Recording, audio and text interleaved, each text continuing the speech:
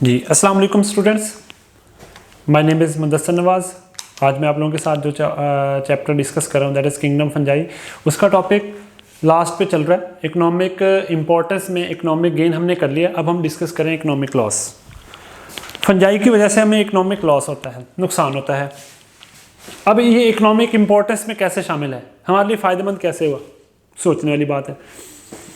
देखें, अगर फंजाई की वजह से नुकसान हो रहा है, अगर हम उस नुकसान से बच जाएं, उस नुकसान को कम कर लें, रिड्यूस कर लें, तो फ़ायदा है। यस, यही फ़ायदा है।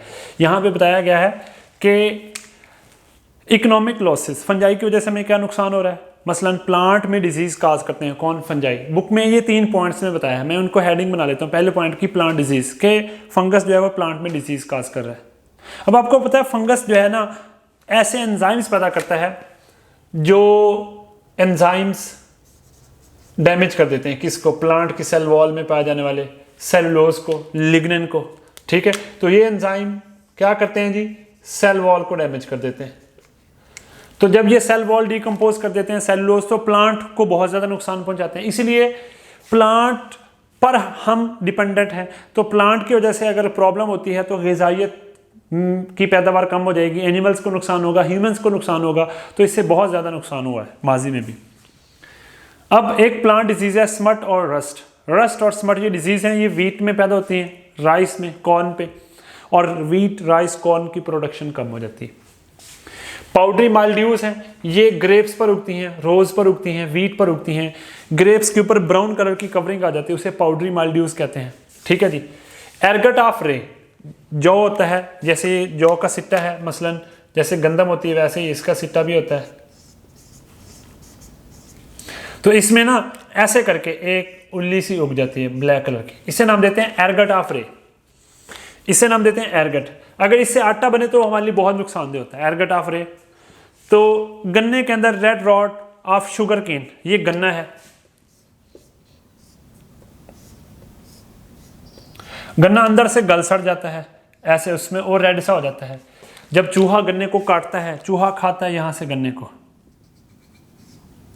तो उससे सेंटर वाले जाइलम और फ्लोइम में जो है ना हवा के जरिए उल्ली आती है, वो उल्ली वहाँ ग्रो करती है, मोल्ड ग्रो करती है, जिससे गन्ने को रेड रॉट हो जाता है, red rot of sugarcane, ये अंदर में। तो ये भी एक बीमारी है। एप्पल स्कैब, एप्पल के ऊपर, ये एप्पल है तो इसके ऊपर आपने देखा होगा कभी खरीदे तो ब्राउन सा ऐसे उसकी जिल्द पे लग जाता है, मटेरियल बहुत टाइटली जुड़ जाता है, खुश्क हो जाता है जिल्द के साथ, तो ये एप्पल स्कैब होता है, ये उल्ली होती है basically. Brown rot, brown colour की एक कवरिंग पाउडर सा बन जाता है किसके ऊपर, पीचेस के ऊपर, प्लम्स के ऊपर, एप्रिकॉट के ऊपर, चेरीज के ऊपर। ठीक है, अब आपको पता है पीचेस किसे कहते हैं जी, आड़ू को, प्लम्स आलू बुखारे को, एप्रिकॉट खुबानी को, चेरीज आपने खाई होंगी। ठीक है जी। तो ये प्लांट में डिजीज पैदा कर रहे हैं कौन,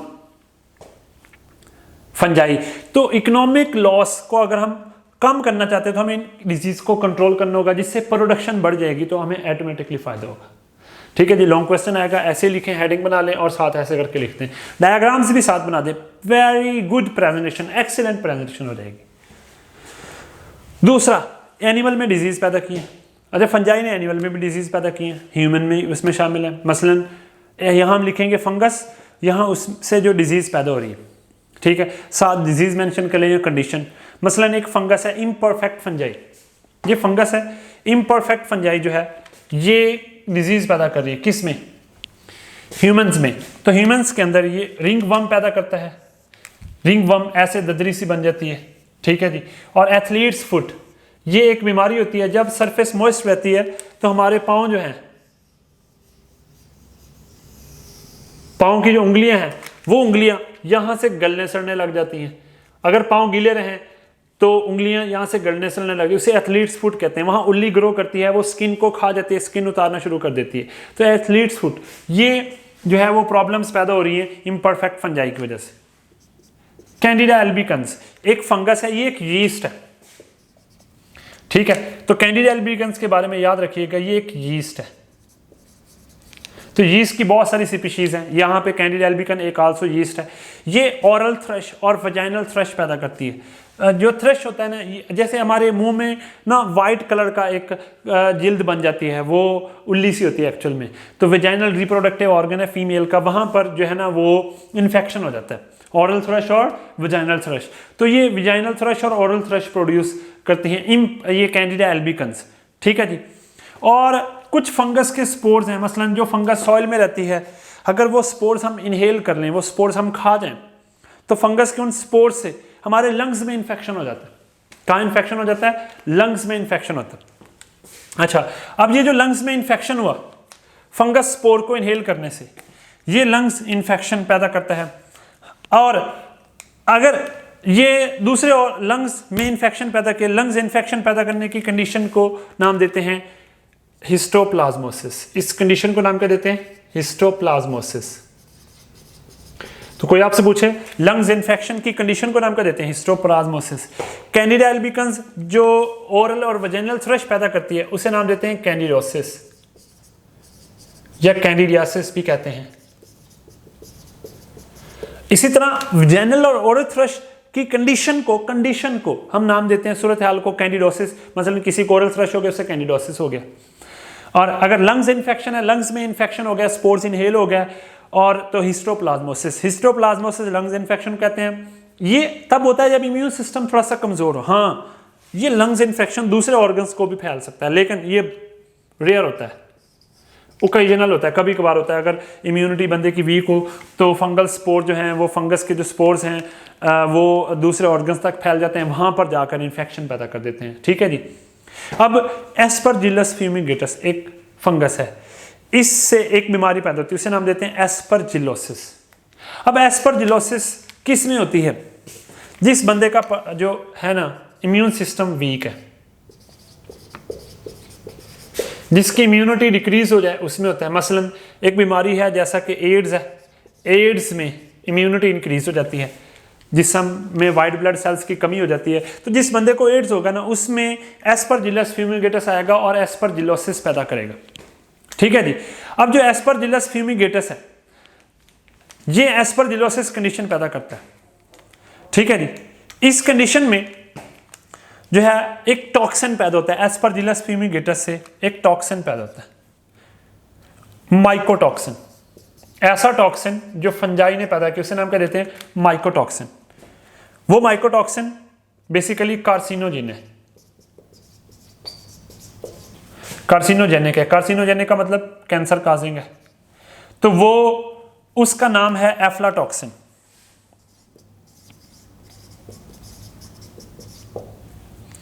जो टॉक्सिन पैदा हुआ, उस टॉक्सिन का नाम क्या है जी? एफ्लाटॉक्सिन। फंगस ने जो जहर पैदा किया, एस्परजिलस ने, वो एक टॉक्सिन, वो फंगस से पैदा होने वाला जहर है माइकोटॉक्सिन। माइको फंगस, टॉक्सिन जहर। तो फंगस ने जो जहर पैदा किया, वो जहर कार्सिनोजेनिक है, कैंसर काज करता है, उसका नाम है एफ्लाटॉक्सिन। अब ये एफ्लाटॉक्सिन हमारे ऑर्गन्स को डैमेज करता है, हमारे ब्लड में चला जाता है, ब्लड से दूसरे ऑर्गन्स तक फैलता है, ठीक है जी। अगर कार्सिनोजेनिक या ये टॉक्सिन किस में हो? फूड में हो, तो उस फूड को डिस्कार्ड कर देना चाहिए। ये टॉक्सिन हमारे अंदर किस तरह से आता है? मीट से आ सकता है, मिल्क से आ सकता है, एग से आ सकता है, ठीक है। तो ऐसे मीट, एग और मिल्क, इसको प्रॉपरली कुक करके इस्तेमाल करना चाहिए, उसके अंदर ये एफ्लाटॉक्सिन होता है। ये एनिमल्स के अंदर ये मीट पैदा होता है। अब ये एनिमल फुरेज में भी हो सकता है, जो एनिमल्स का चारा है उसमें भी हो सकता है। उल्ली लग जाती है, उल्ली से जहर पैदा होता है, जहरीली उल्ली होती है, तो एनिमल फुरेज उसको डिस्कार्ड कर देना चाहिए। ऐसी फूड जो कंटेमिनेटेड हो, जो एनिमल फुरेज कंटेमिनेटेड हो, आलूदा हो, उसको खत्म कर देना चाहिए, तलफ कर देना चाहिए, क्योंकि वो टॉक्सिन अगर एनिमल में चला गया तो उसको बीमारी पैदा कर देगा। तो मेंशन किया है कि जो एनिमल फुरेज जिसमें ये टॉक्सिन हो, उसे लाजमी मस्ट उसे डिस्कार्ड कर दें। अब यहां पर एक और बात बताइए कि जो ये टॉक्सिन है, ये जब इंसान के अंदर आता है, ठीक है, तो इंसान के अंदर आकर ये कैंसर पैदा कर सकता है। तो इम्यूनिटी वीक हो तो ये कैंसर बहुत ज्यादा हो जाता है, ठीक है। इसलिए कोई भी मोल्डी फूड, उल्ली वाली खुराक हो, उसको तलफ कर देने, उसे इस्तेमाल नहीं करना चाहिए। एक और है जी, ये था एस्परजिलस फ्यूमिगेटस से होने वाली बीमारी। अब है एरगट कंटेमिनेटेड रे फ्लोर, ये देखें ना, एरगट ऑफ रे, इससे बना आटा, उस आटे को जब हमने इस्तेमाल किया उससे हमें कंडीशन हुई, इस कंडीशन को नाम क्या दे दिया, एर्गोटिज्म। अब एर्गोटिज्म क्या काज करता है, एर्गोटिज्म जब होता है तो एर्गोटिज्म से प्रॉब्लम्स पैदा होती हैं कि नर्वस स्पैज्म होता है। ये नर्वस स्पैज्म क्या है, स्पैज्म कहते हैं इनएक्टिव होना, नर्वस सिस्टम इनएक्टिव हो जाता है, सही काम ही नहीं करता, ठीक है जी, नर्वस स्पैज्म हो जाता है। साइक्लोटिक प्रॉब्लम होती है, साइकोलॉजिकल प्रॉब्लम होती है, क्या प्रॉब्लम होती है, साइकोलॉजिकल।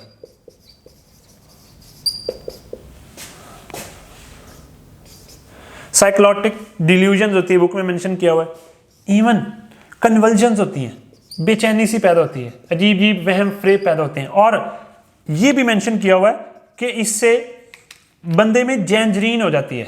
जेंजरीन क्या है, ये अहम बात समझाने वाली। जेंजरीन कहते हैं कि अगर हमारे टिश्यूज डेड होना शुरू हो जाए उसे जेंजरीन कहते हैं। जेंजरीन ये एर्गोटिज्म से होती है जी। जेंजरीन लिप्स टिश्यूज मरना शुरू हो जाते हैं, लिप्स काले होना शुरू हो जाते हैं, स्किन मोटी मोटी काली बन जाती है, हाथ काले होने शुरू हो जाते हैं, पाँव जो नरम हिस्से हैं वो ज़्यादा सेंसिटिव होते हैं, जहाँ नमी रहती है वहाँ पर ये स्टार्ट होता है, ठीक है। तो ये भी एक बहुत बड़ा प्रॉब्लम है। ये एनिमल डिजीज था। अब रह गया तीसरा पॉइंट। तो तीसरे पॉइंट में बताया कि फंजाई सेप्रोबिक एक्टिविटी से भी नुकसान पहुंचाती हैं। सेप्रोबिक फंजाई जो डैमेज करती हैं, सेप्रोबिक वो होती हैं जो एंजाइम पैदा करती हैं, डिकम्पोज करती हैं। डिकम्पोजर तो हैं, रिसाइकलर तो हैं, लेकिन यहाँ देखें हमें नुकसान भी पहुंचा रही हैं। क्या नुकसान पहुंचा रही हैं कि जो सेप्रोबिक फंजाई हैं वो डैमेज करती हैं किसको, वुड को, फूड को, फाइबर्स को, धागे को, लकड़ियों को, लेदर को भी डैमेज कर देती हैं। आपको पता है साल में 15 to 50% सिर्फ फ्रूट लॉस होता है एनुअल।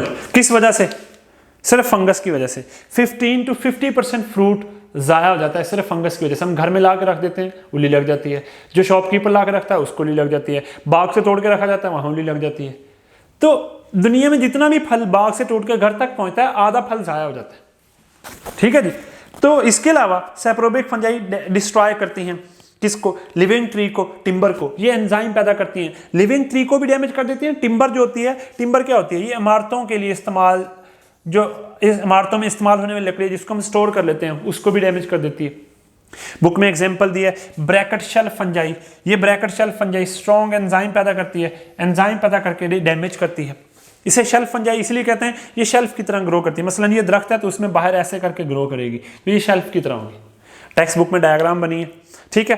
तो रोडोट्रूला जो है ये भी डैमेज करता है किसको, अब यहां पे देखें रोडोट्रूला जो है ये पिंक यीस्ट है, साइंटिफिक लिखा हुआ जेनेरिक नेम है, ठीक है। तो ये पिंक यीस्ट है, याद रखना है। पिंक यीस्ट क्या है, पिंक मोल्ड क्या है, ये क्वेश्चन आ सकते हैं, एमसीक्यूज आ सकते हैं। तो रोडोट्रूला एक पिंक यीस्ट है, ये डैमेज करता है।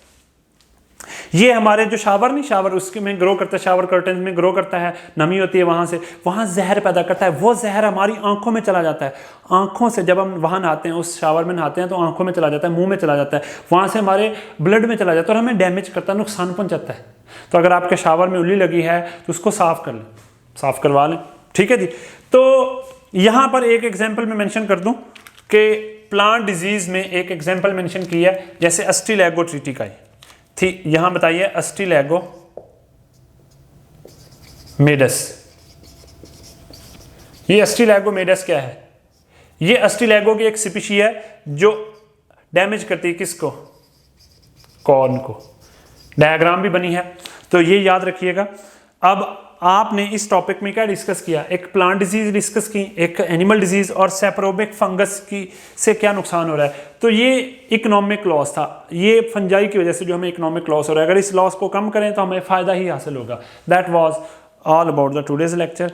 प्लीज़ आपका कोई सवाल हो तो आप मुझसे कमेंट्स में मेंशन करके पूछ सकते हैं, और आप मुझे व्हाट्सएप पे वॉइस मैसेज करें, मैं क्वेश्चन के आंसर करने की कोशिश करूँगा।